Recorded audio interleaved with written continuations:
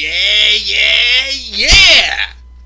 Hey, Oos, what's going on? This is the Club of Demand 1993. Oh yeah, alright, because I'm excited because this is episode number 200 of this series, WWE Turn Alert!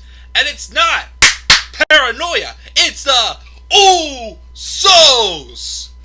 What's going on, guys? This is the Club of the Man 1993, and yes, this is, in fact, episode number 200 of WWE Turn Alert. As, of course, as always, there just comes that stretch of a time where there's, like, a bunch of turns anymore that feels like they're pending in WWE.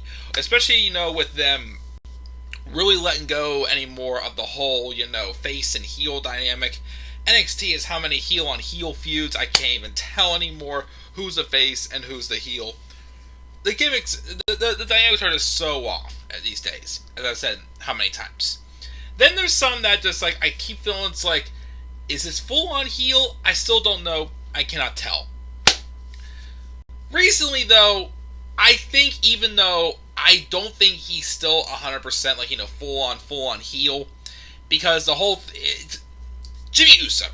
Let's talk about Jimmy Uso. So, I never thought I'd be doing stuff about the Usos as a single stars. Well, Jey Uso, whenever Jimmy was out, was basically the one trying to get, the first taste of what heel Roman Reigns can do back in the fall. And after his feud with Jey ended, Jey basically just embraced the whole thing and said, I'm with you. I'll acknowledge you, Us. So Jey Uso turned heel. Jimmy, though, was still out with an injury. But Jimmy came back, and he was kind of the one trying to knock some sense into Jey. And it got as far as Jey going home. And then out of the blue, Jimmy Uso wants to prove that he can do what he thinks what Jey's been doing. He wants to prove to Roman that he can do what Roman wants the Usos to do. They want to be family, but it's obvious they're all not doing what's best for the Usos. They're doing what's best for Roman. So, I feel like it's been a while. So it's okay, he basically quickly transitioned to being a heel, but still felt like he was starting to, sink in and play the mind games. But now that, they're tag team champions, Jimmy and Jey are seem to be on the right page and everything. Even though I'm still not 100% convinced that Jimmy Uso is a full-on heel, because I still feel like he's secretly playing that game where he's trying to, find that opportunity to put that crack in the bloodline to knock some sense back into Roman Reigns with him, feeling like, him being on top is a right and not a privilege. I still feel like, though, with his recent actions, at least for now, he's going to be coming across as a heel. At the beginning, whenever you have, a story like this, where it's someone's basically trying to play an inside source.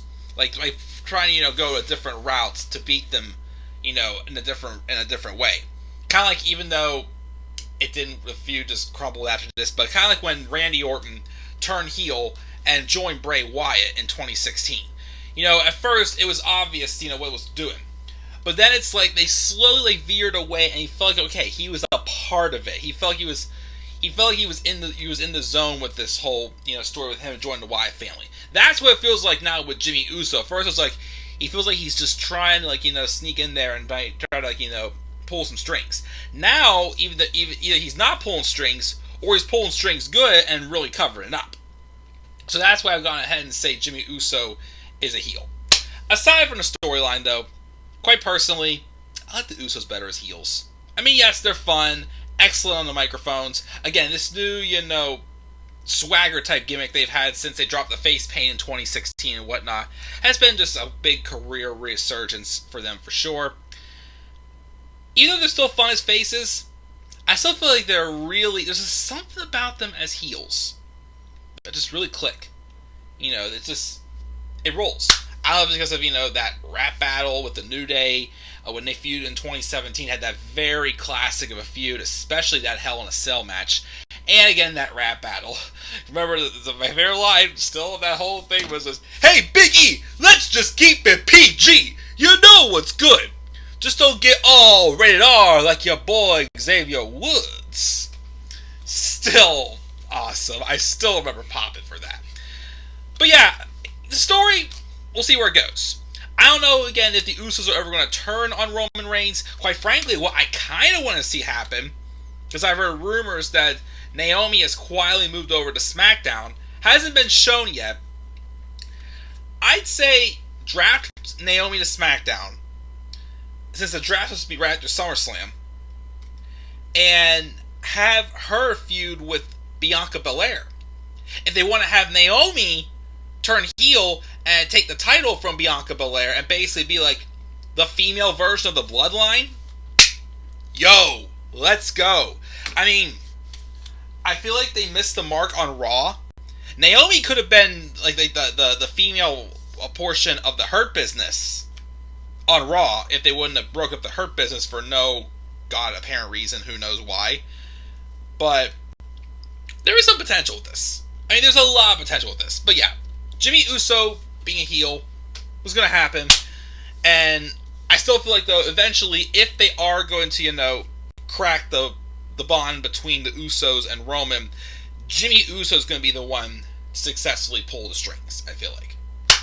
So, kind of long, but that's my thoughts on Jimmy Uso and the Usos officially being a heel unit. Because it's not paranoia, it's the Usos! And my thoughts going forward about where they should go with this whole thing with the heel bloodline. So guys, what are your thoughts on this? What are your thoughts on Jimmy Uso being a heel? Do you think he's been a heel for a while now? Do you think he's just, pulling the strings? Let me know your thoughts, guys, down in the comments section below. Slap a like on the video.